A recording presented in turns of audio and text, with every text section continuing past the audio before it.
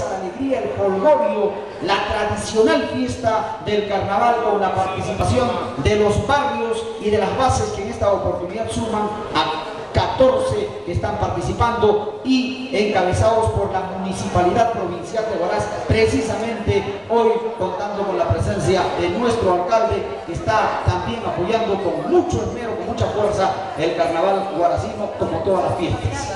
Muy bien, vamos a recibir el saludo y la bienvenida del presidente del Comité Central de los Festejos del Carnaval Huaracino, el señor Felipe Moreno. Por favor.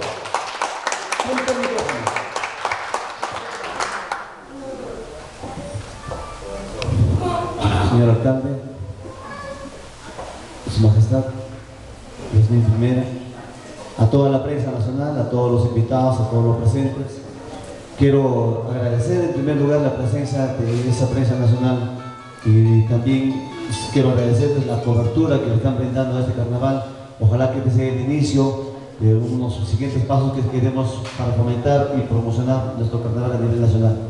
De la mano con el señor alcalde, se viene trabajando este año, de la mano con la Municipalidad Provincial de Huaraz, creo que el camino se puede hacer más corto para hacer las cosas mejor.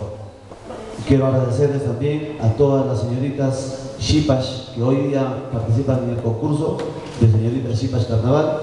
De acuerdo a nuestra programación, el día de hoy estamos contando con la prensa para que ustedes puedan disfrutar del concurso de platos típicos y postres típicos aquí frente a la Plaza de Armas, y luego vamos a tener la elección de la señorita Xipash Carnaval.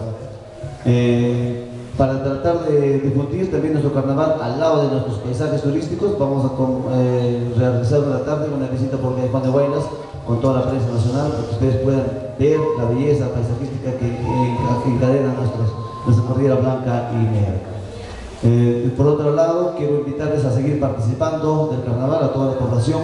Estamos ya a mitad de este certamen del carnaval, entonces me parece que nos está saliendo todo bien, las expectativas son muchas. Esperamos, como le digo, que la promoción sea a nivel nacional, y creo que va a ser así. Nosotros vamos a tratar de seguir dándole este comité que hoy día presido. Estamos trabajando duro, todas las secretarias, todos los vocales, la tesorera, estamos trabajando duro para que el carnaval salga adelante.